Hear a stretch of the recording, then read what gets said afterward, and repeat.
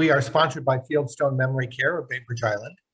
Fieldstone offers innovative and compassionate care on Rolling Bay, and call 360-689-4314 if you'd like to schedule a tour of Fieldstone's beautifully appointed apartments on Rolling Bay today. Although before you do that, hang around here because we're going to be sipping tea as we have some wonderful guests here to talk about Black history in Kitsap.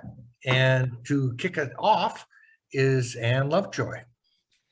Hey, everybody. And I really want to thank our very, very, very special guests, Akuye Karen Vargas and Marva Jones, two incredible, tireless advocates who have been working for decades to really promote and protect Black history in Kitsap, which is no easy task.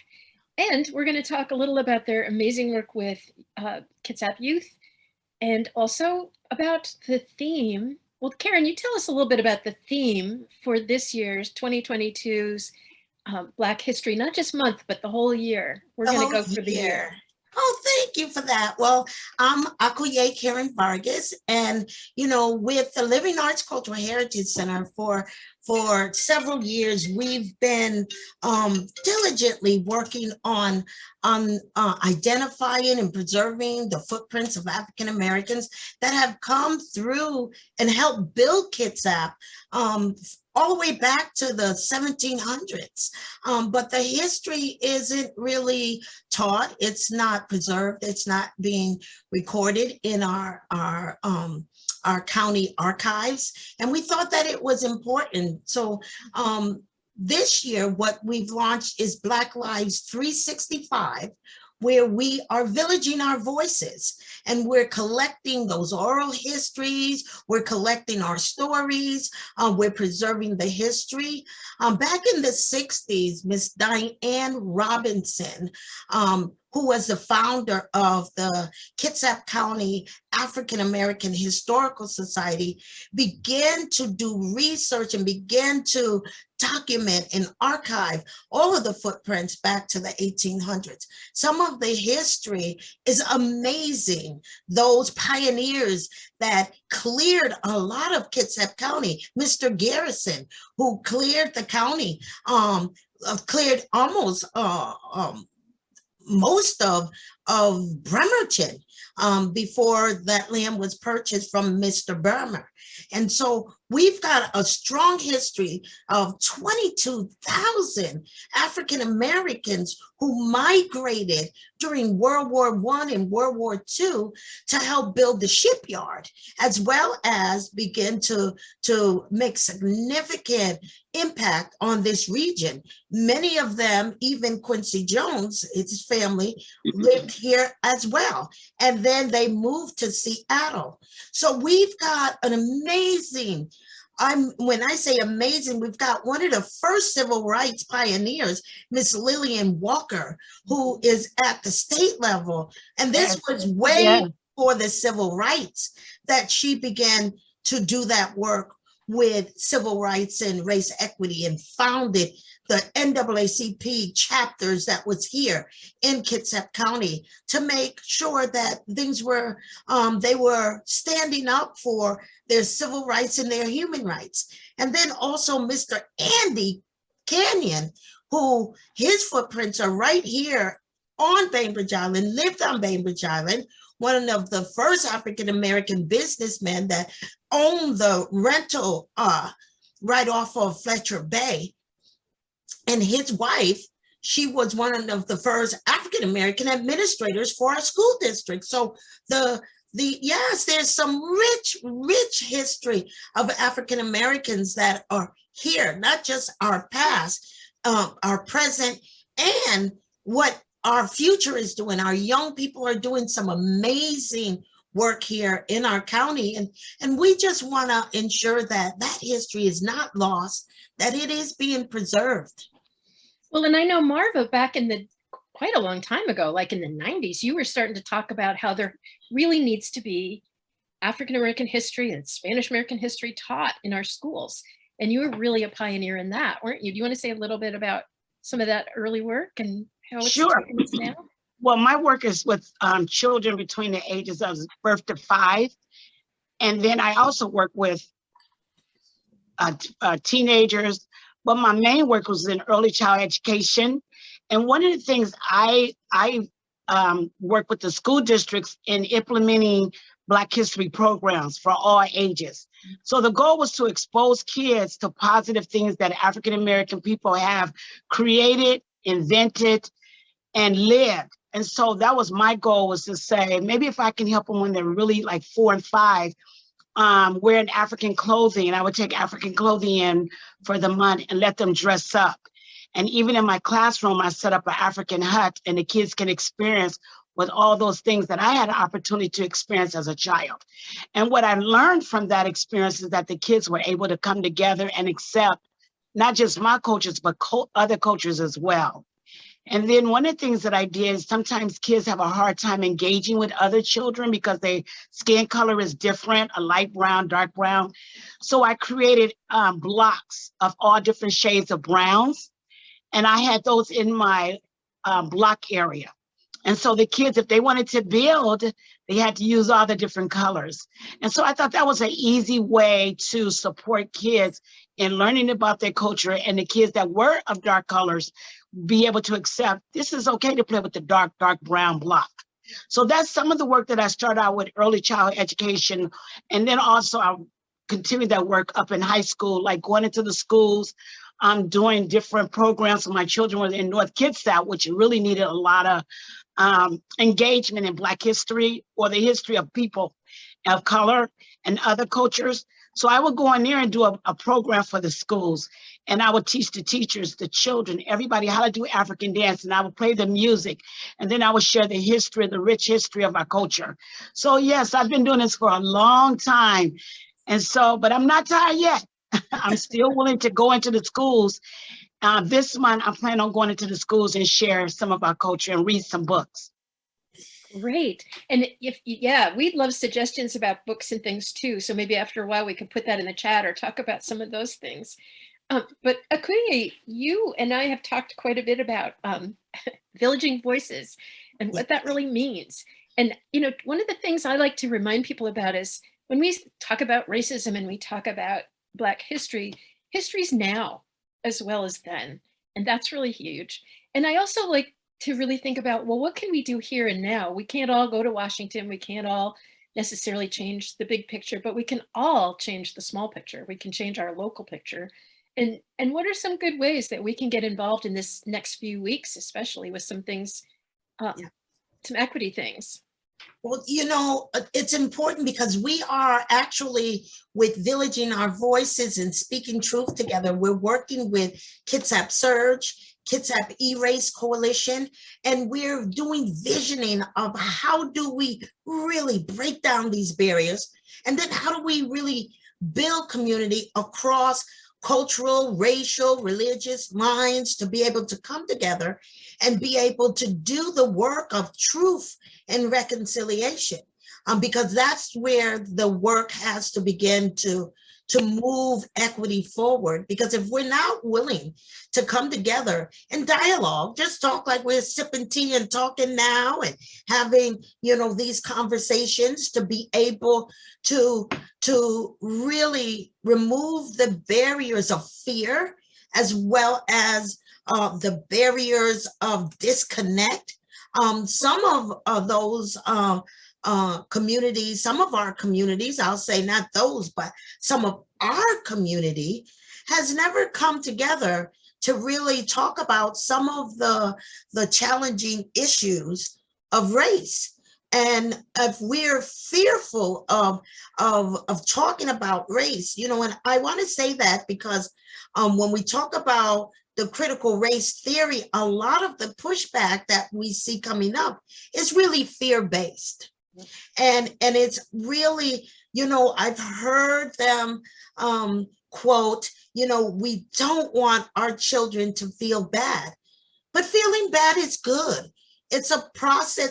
Feeling bad is good if your conscience isn't pricked to understand, to feel bad when there have been hurt and harm done. That's a challenge. What's alarming to me is if they didn't feel bad. that means that our conscience isn't being pricked to humanity, that we can view atrocities and not be moved by it. You know, when we talk about having these critical conversations around race, and when we shun back from it, it's alarming to me, because we are not willing to acknowledge or even address history, true history. And so we are challenged on all sides to be able to come together and engage in it. But school and education is where we're asking all of our young people that in the district and the teachers, the purpose of school is about critical discourse on any subject matter, not just race or racism, but we're asking them, and it's not just history, we're asking them in literature to do critical analyses and math, to be able to understand the process of the learning and do critical thinking and all of these things. But when it comes down to our history and comes down to race, we say, oh, we put on the brakes and we say, no, no, no, that's one we don't want to touch. Well, I want to hear a little, like Marva, it sounded to me from some things that, like, you were finding when you worked with children in a natural way that was inclusive of all kinds of things, you didn't get that kind of pushback. And I'm wondering how much of the pushback we're seeing today is really coming from the parents and not the kids at all. And that the parents are the ones saying, oh, honey, did that make you feel terrible? And the kid's like, I don't know, I guess. I mean, we're seeing like it's staged almost, like it's a staged pushback. And they're taught that in the home by what they hear and what they see in their parents. And so then when we get them, I can recall an incident that I was teaching, not necessarily Black history. I was just engaging with my culture, sharing some things that I like to eat. And I was dressing in my African garb. And a parent was so upset, a white parent says, "You're trying to teach my child how to be Black." And so that surprised me. So then I recognized the work that I needed to do, that stereotype that was in her mind, because I was an African-American teacher. And I wore that in my heart, that's who I am. And I'm comfortable being African-American. But what I had to do, the work that I had to do with her was just stop and met her after school 101. And then I had the opportunity to explain, that's not what I'm trying to do. This is who I am. These are the things that I'm passionate about. And then as time went on, and she recognized that I was not only trying to teach my culture, but all cultural different styles, she began to be one of my best friends.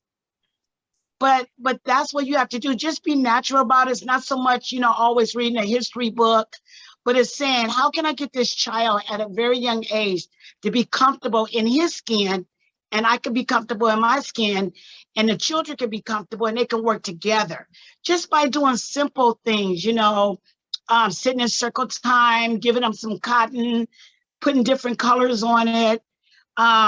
So I've just done so much. The Lord has blessed me to be able to be creative in ways that I can have inclusion in my classroom and not make them feel like the children that have dark skin, they didn't want to sit by them. I've seen that kind of behaviors growing in my classroom for so many years. So my goal as a teacher was just to try to move those barriers from those children's eyes and their heart, and just be natural with all kids, acceptable. Right, which is, and it's kind of funny because in one way we can use the tool of comfort, and in another way we can use this great tool of discomfort. And a lot of times when we're talking in these equity groups, it comes up that we all need to be ready to be uncomfortable in order to learn. But that's really, in a lot of ways, more true for the adults than it is for the kids. Absolutely. Akuya, you've been involved in some of the pushback the Bainbridge School District has been getting about so-called critical race theory, and how there's been a real engineered harassment of the school board by parents that aren't even from Bainbridge for the most part. You want to say a little about that? Well, I want to talk a little bit about the strategies that many white supremacists are using. They are mobilizing and organizing to go in and disrupt this in our school districts.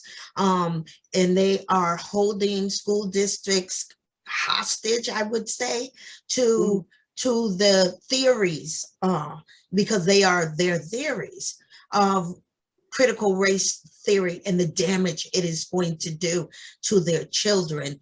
And what's happening is this, they've made it a political way to really divide and really hinder the process of equity, especially within the school districts. But we have to understand that schools are systems that was built with inequities.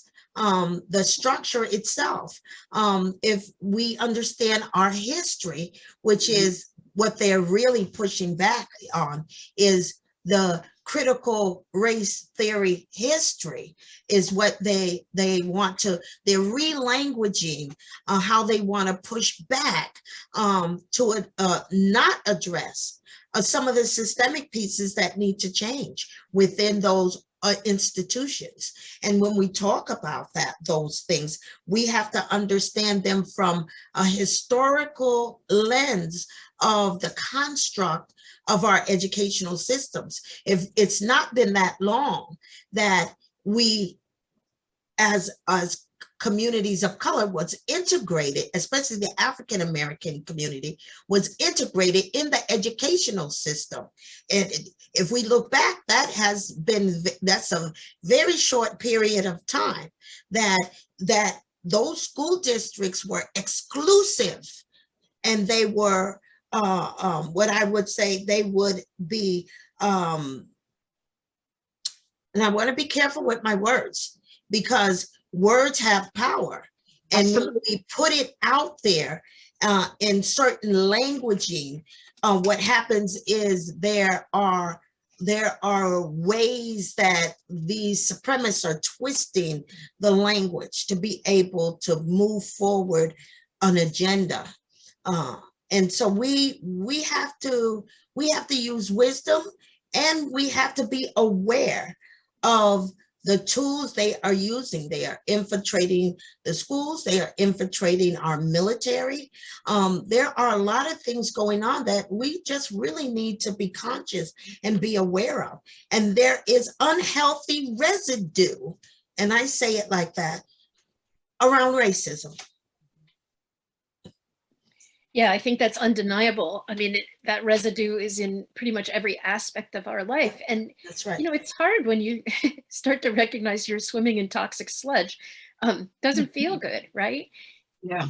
And I think, you know, one of the pieces, there's always to me this balance of like getting incredibly depressed and feeling overwhelmed, or feeling like actually there are steps we can take, and there are some fairly simple things we can do locally.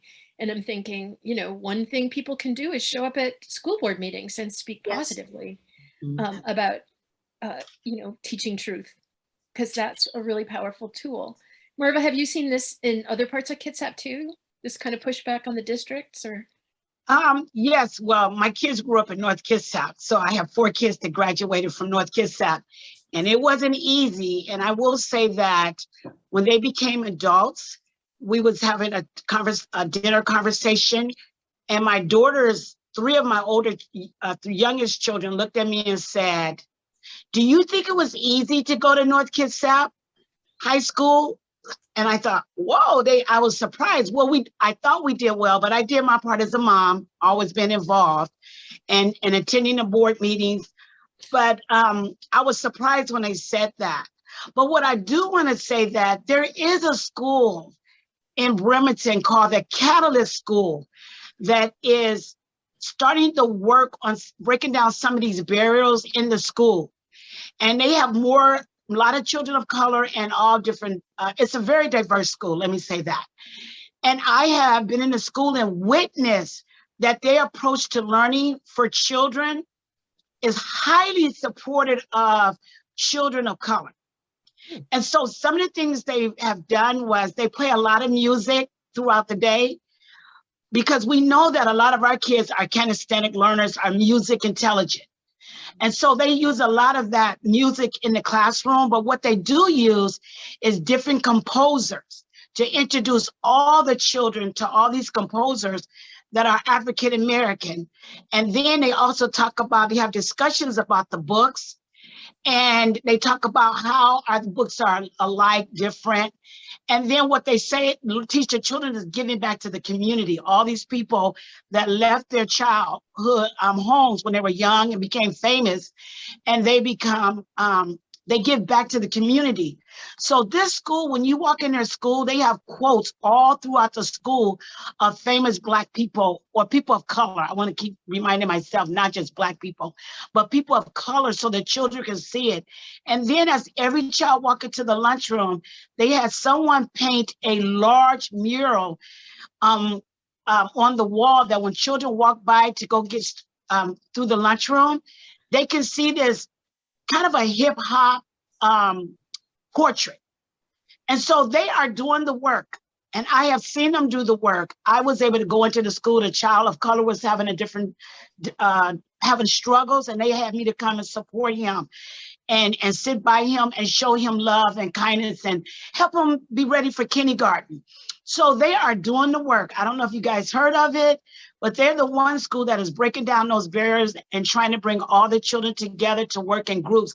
And a lot of their work is around being vulnerable, being brave, being enthusiastic about learning. So I'm witnessing one school that I wish my kids could have went to that school and learned from that school. But this school right here is starting to work, and they have a lot of teachers of color in that classroom, trying to get them to understand how we can change our world by coming together as a community. So I see the work being done right now. And that is incredibly beautiful and heartful and hopeful. But I keep thinking about, here we are in Bainbridge, and we're just really pretty white, you know. It's starting to change a little bit. I've noticed, like, in the demographics, that there's more students of color than there used to be. And the younger, like, but as you get up to my generation, which, you know, I'm 70, like 70s, 80s, it's much whiter. And, you know, one of the things we're always looking at is, how do we really be a welcoming community? It's easy to say that, but what does it actually look like, right?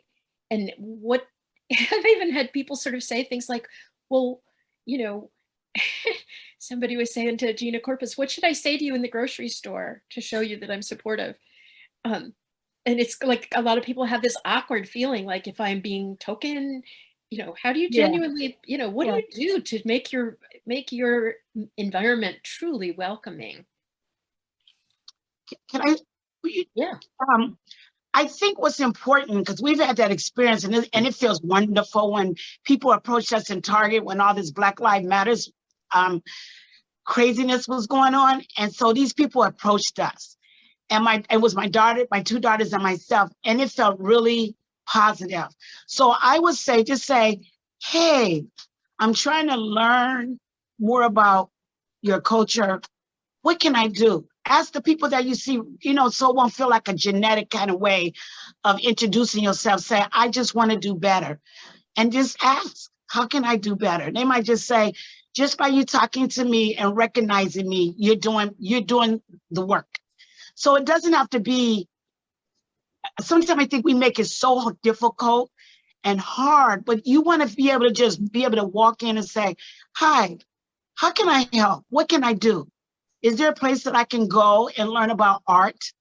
Do you know anything about it? I'm just trying to learn, and leave it like that. And that person have a positive attitude about who they are. They'll give you some information. Then you can take that information back to your family and have a discussion around it, and then find easy ways to get involved. And then you'll feel better, and then that person will feel better. And then whoever you connected with in the community of color, they'll feel better. So that's one way I think you can do it. It's like a positive feedback loop, right? Where everything kind of feeds into it. You know, Akuye, one of the things I just love the most about you, I mean, there are many, but one of them is, whenever you join a group, you always come in with a big smile and you say, hi, family. And I Yeah. just noticed like everybody's shoulders go down, their hearts melt. It's just like, oh my God, she's so darling, right? You're just full of love. And that welcome is so genuine from you. I just, yeah, Yeah. I admire It that. is important because we always, and I won't say always, but many times we come in and we have our own perspectives, and sometimes guards are up, and sometimes, you don't know what to expect, and you don't know how to be in spaces. I remember years ago when I first migrated here to Bainbridge Island and found out that I was one of the only African American families here on the island, and I felt so uncomfortable. And I would walk into rooms and I would feel that I wasn't welcome there, that, I didn't belong. I had no belonging there. Even in some of our faith-based organizations, when I was looking for a church to attend, and felt that's how I really got involved in the Bremerton area, was because I did not feel the welcoming here. So I searched out throughout the county, where was it that I could feel like I had belonging, or as that I was accepted just because of who I was. And so that was a journey, but I have made it my intention that when I go into a space, that I remove those type of barriers and say, hey, everybody, how's it? Welcoming is vital, to be able to break down some of these barriers, to be able to connect, to be able to have a conversation, to be able to show yourself friendly, to be able to have a community, that communication, right from the beginning, right out the gate, so that you can build on strengthening the relationships, build on transforming how we're engaging with one another, because sometimes it's just that people are fearful. Sometimes people have never, I can distinctly remember, and this was one of the other things that really my spirit began to weep when I was in the grocery store when I first moved here to Bainbridge. And, kids are having fun, little toddlers running around the store. Mom's like, she had three young kids and she was trying to gather them all up. And they were like, I want this. They were throwing stuff in their basket and they were just being their wonderful little selves, right? They were bumping into some of the other shoppers, and mom would say, oh, forgive me, excuse me, and everything like that. And then, I was there in the aisle, and when the kids bumped into me, all I saw was fear. And they ran back to their mother and held on to her skirt, held on to the carriage, held on to that. And I said, oh my God. Oh my God. Now, these children had bumped into a whole lot of people in the aisle and was running around the store, but it wasn't until they bumped into me that now mom was trying to gather them up, say, no, put that back, come back here and all of that. But it wasn't until they saw me and bumped into me that they ran back to mom and held on, and all I could see was the fear. Yeah. So I knew then that there was, a lot of work that needed to be done with our children and with our community. Yeah.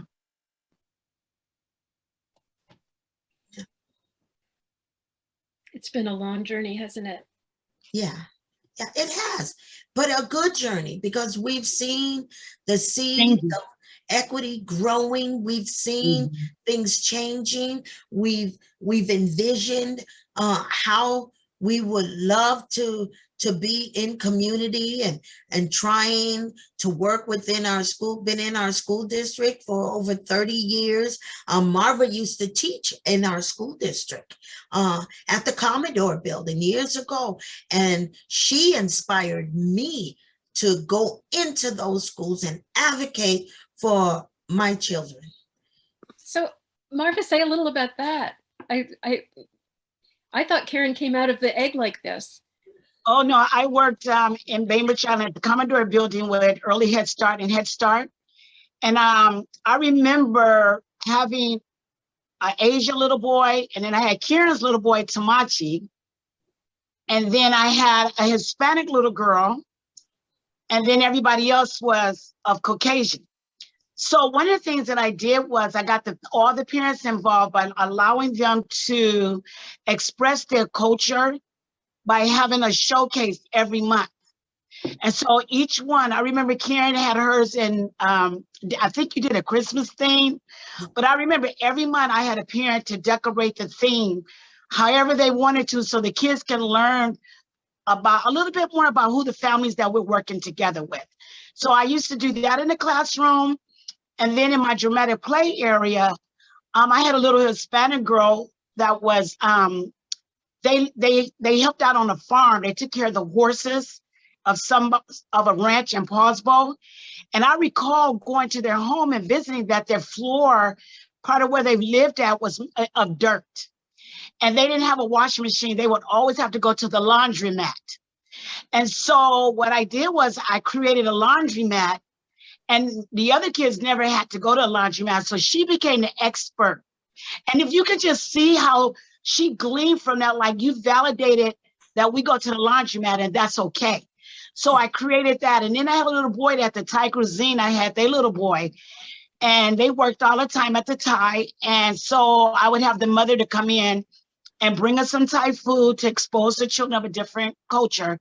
And then I set up the Thai cuisine in the dramatic play area one time in a month. I would do it each month. And so this little boy was introverted, kind of shy, didn't talk very much. But when we set up this little restaurant, he became the expert.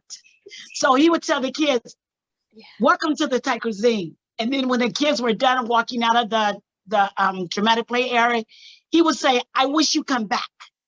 So that breaks up all of that fearfulness, because everybody's represented into the classroom at a very young age. And these kids are doing very well now.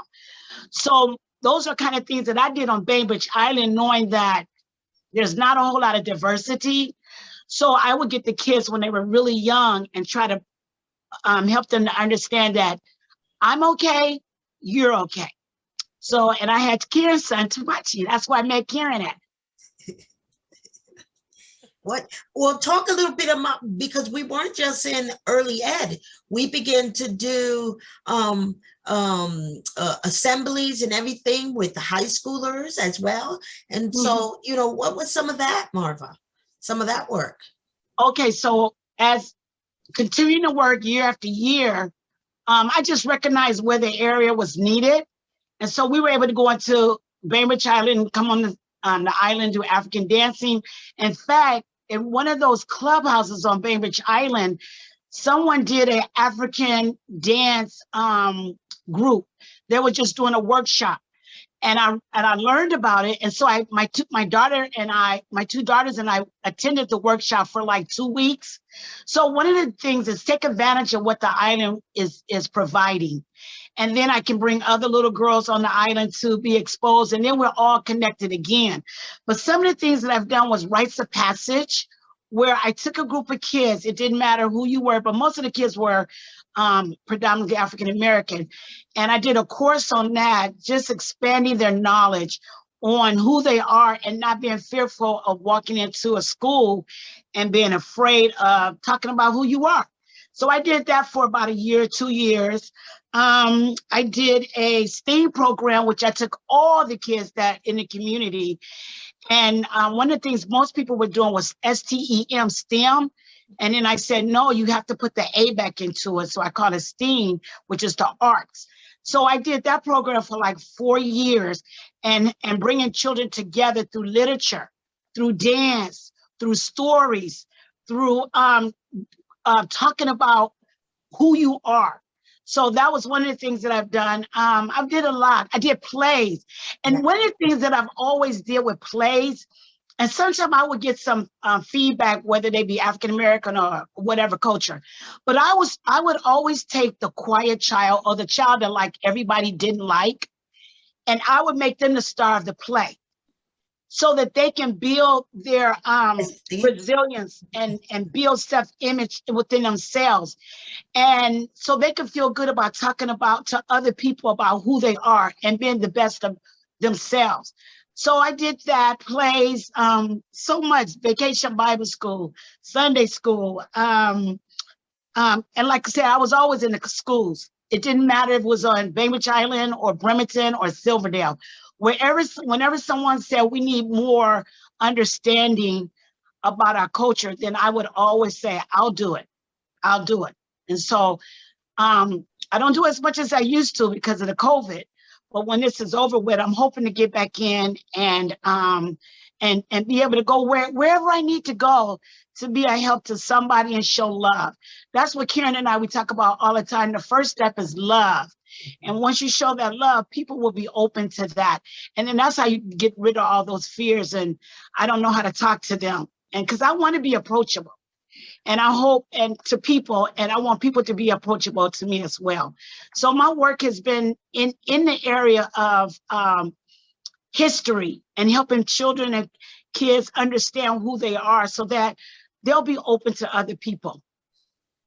That's awesome. I wish every school had you. Could we clone you? We need thousands of you. I got issues too, you know. Well, the thing is, like, not everybody has the creativity to see how to weave, culture into everything. And yet it is. But, we can get blinkers on and only see one culture, and we don't see the richness of all the other cultures that could be, woven through. But, in your practice, you bring all that richness. What a huge gift for all those kids and all those parents and for the districts and the other teachers. So it's so interesting because like one person can't change the world, but one person can have a lot of influence. A little bit. And one of the things I did was Kwanzaa. Kwanzaa is very important to my family because my kids were in North Kitsap School District with not a lot of diversity. And I said, well, I can teach them that in my home by doing Kwanzaa. And so we would do it for 7 days and teaching them about who they are. But not only that, we invited other children to come to our home and experience that and experience the foods that we love to eat. And so, and I always do that for in my preschool classroom, Kwanzaa time, and we go through the 7 days. I would say, go to sleep. Now wake up. Today is the first day of Kwanzaa, Ujima, and I would introduce them to all the words. But a lot of it is just also trying to bring character and value to their lives, because anybody can do Kwanzaa and practice the 7 principles.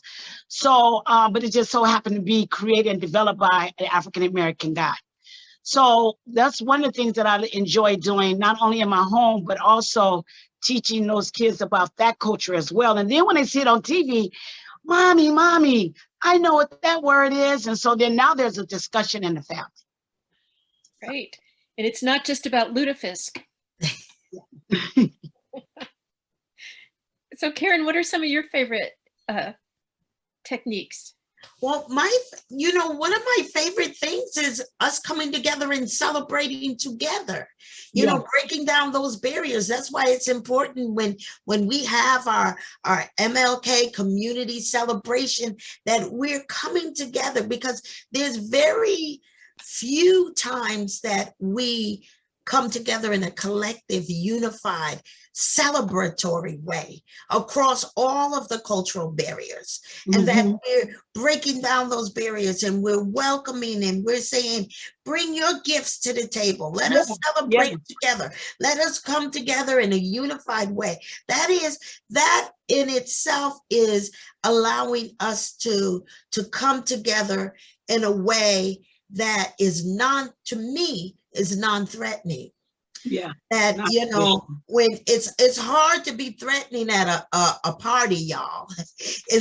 We over here, we party and we're celebrating, you know, festivity. It's hard for us when you have we have Christmas every year. Wouldn't it be wonderful for our community to be doing a unified community, a collective celebration across all of the racial barriers? Yes. You know, there's some creative things that we can do. Even the conversation, even sipping tea right now. We are working on those barriers. Sheila, you can speak to Sing Out, how that was for so many years. Sheila was a part of that committee. Sheila, come on here, talk about Sing Out.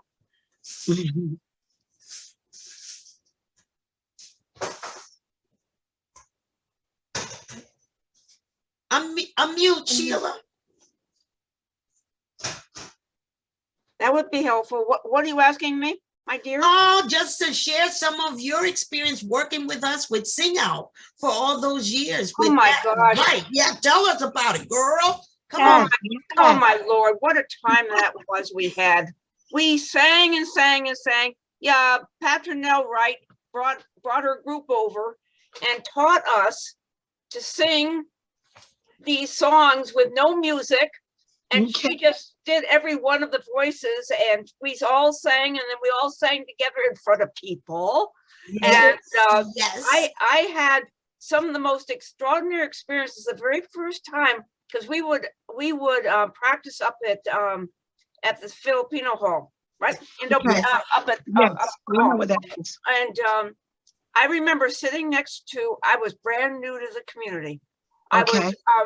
I was sitting next to a couple of women, Japanese American women, and they were talking about having gone to the concentration camp, and that when they came back, their farms were all taken care of by the Filipinos.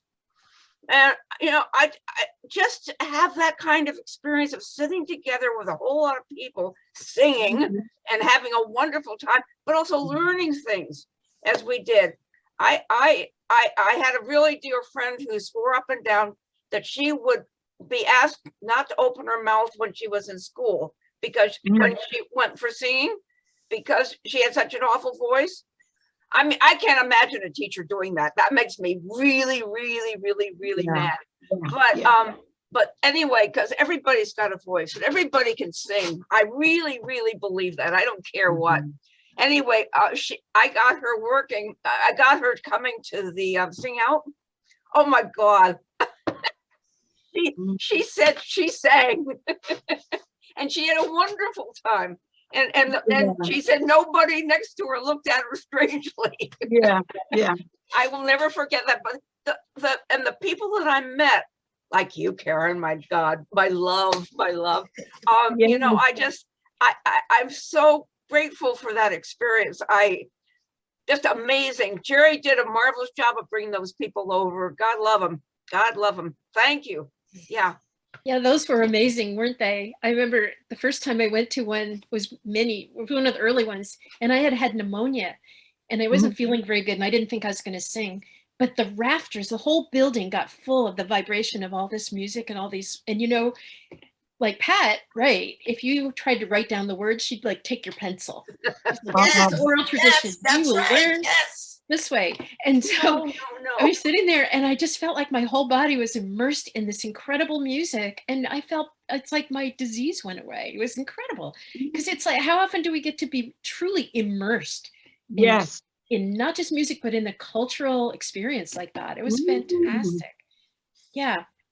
That and those are the hopes and the dreams and the desires that as we begin to engage and be immersive and connect with one another and build these relationships, that those are transformative environments to be able to do deeper work, because Pat would teach us all about, you know, those barriers and being able to push through those barriers and push through our insecurities and push Yeah. through, you know, all of those Yeah. dynamics and everything. So there was multiple things going on. And then when we can create those type of immersive experiences, Absolutely, Karen. yes, yes, that's the key.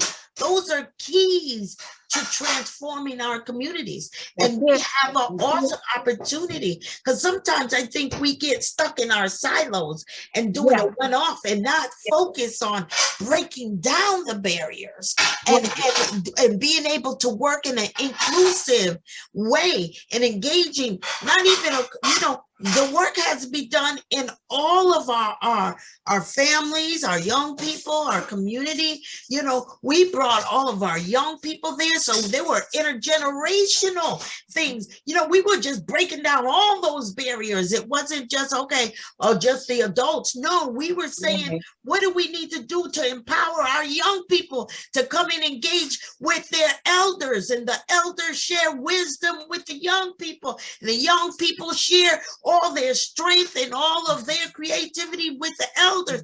I mean, all kinds of things were going on in those spaces. And so when we can model something like that, then we can see the change we really want to see. Yeah. You know, Marva, did you want to say something? It looked yeah, like you yeah. Well, I was just praising. I'm like, yes, stimulate culture. Because I know I think everybody there had a similar kind of experience. That was the interesting part too. It didn't matter how you came in the door. It was these immersive experiences really are transformational.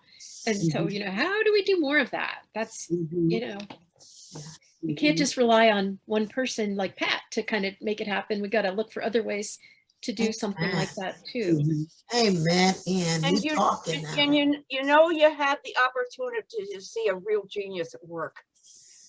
Oh my gosh, what a wonderful woman. Oh, I have to tell you one thing that happened to me, which I was working over at Brentano's over at Park Place, Pike Place Market, I'm in Westlake Market, for a few years. I remember walking up from the ferry and hearing this voice, and I'm thinking to myself, sounds awful like Pat, right to me.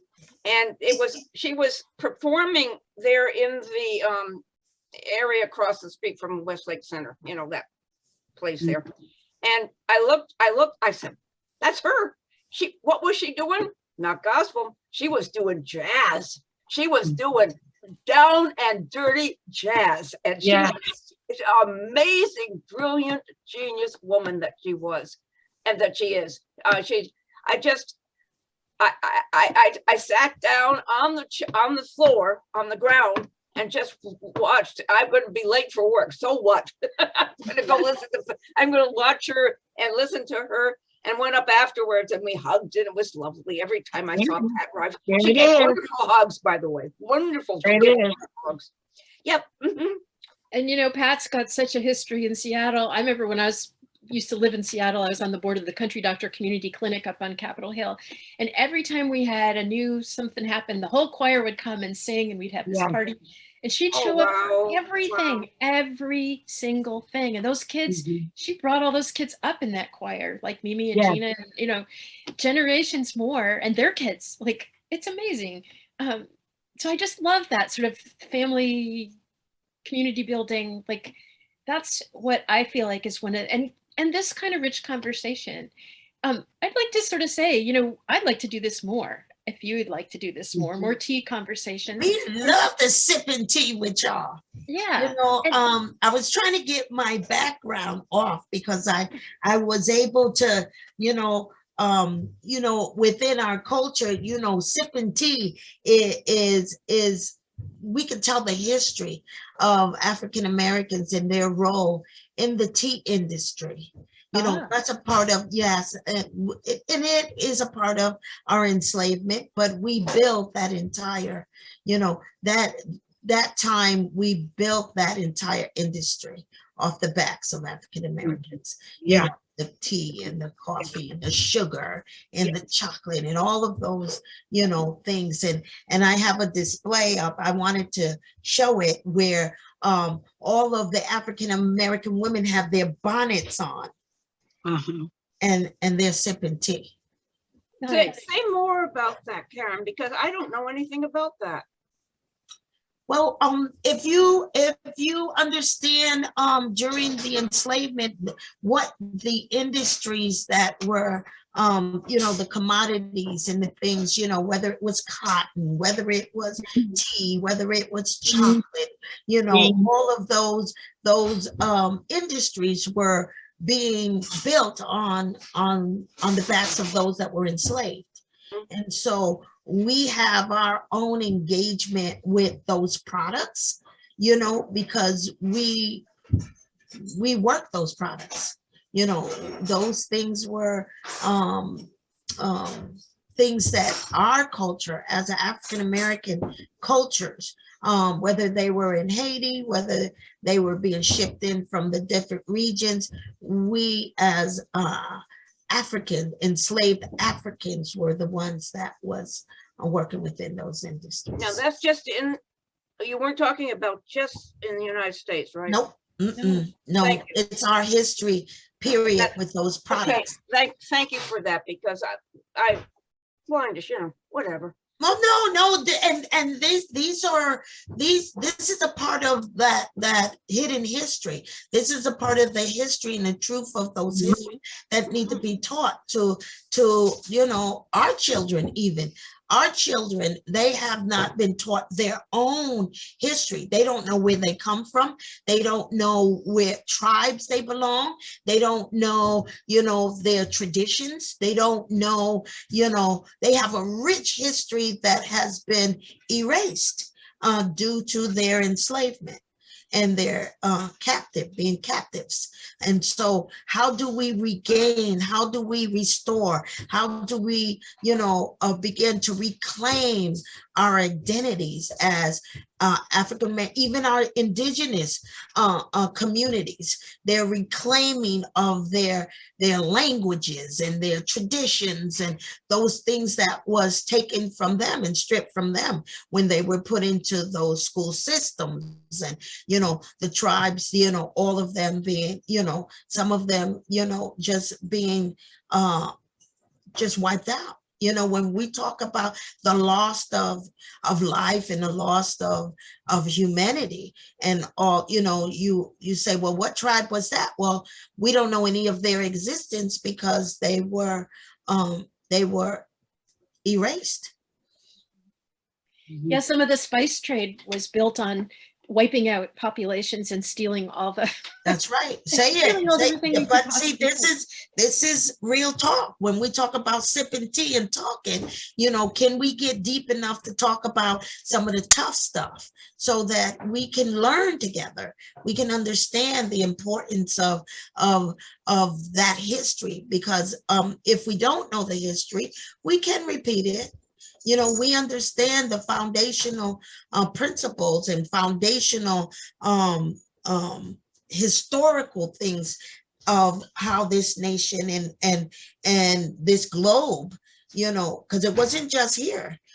You talk about the history of Haiti, the history of the islands and those countries, Jamaica and all of them that took back their identities and overthrew some of those countries. And not easily. Many lives were lost. But not to fear, because that's one of the things that they spoke into the colonizing community in this nation was you have to continue to yoke them and keep them chained, because you don't want them to, raise up and have revolts going on. And so the severity and the severe punishment that was inflicted upon those within this nation, we don't want to talk about. Right. Marva, did you want to jump in? Yeah, one of the things that I have learned over the years, many years, is like, did you know? And one of the things that I do is some research teaching children about, did you know who invented the bottom of the shoe, or had instrumental with the refrigerator or the ironing board, yes, or the toilet? And so what I do, I share that with kids because, and I usually bring in visual aids so they can touch and feel. And I say that because we were the ones, my ancestors were the one out there having to take care of the people. And so they had to come up with ways to make their job easier. And so they would get a piece of wood. They would have to iron the clothes, and then they would get a piece of wood and create it to make a hard surface to make their jobs a lot easier. But a lot of those inventions were stolen from them because they didn't have the money to support their ideas. And so what we do, we grow up with a history of untruths, thinking that there's only one group of people that created these things, but it originated way back in slavery when they was trying to find easier ways to pick the cotton or to care for the families that they had to care for. So I always try to help kids understand that your culture has invented many things. Just because our name is not on it doesn't mean that that person invented it. They may have improved it because of the funds that they had, but that doesn't mean they necessarily invented it. So always do your research on how did this idea became an idea. And so that's kind of what I like to share from way back in our history. And it made me feel good knowing that I can invent something. We got our grandson trying to make an invention right now because you can do it. Just improve on something that needs to be improved on. So I try to teach kids that you can do it.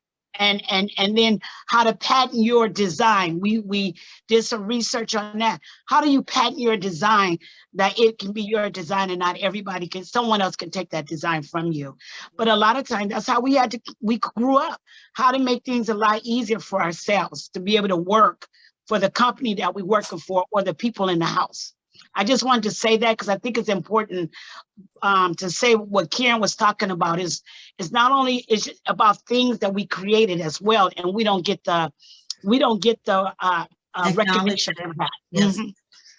Okay. Yeah, and that is hidden history. There's on every level. You're right. Like if you went around the house and touched pretty much everything, you would find at somewhere in there was someone who wasn't getting any credit. Absolutely. And the credit goes to the people who can afford lawyers to patent things or can afford to build the factory and absolutely. Make it. Yeah, no, that's really true. This sipping tea was powerful. I want to be respectful of the time. It's 12:30.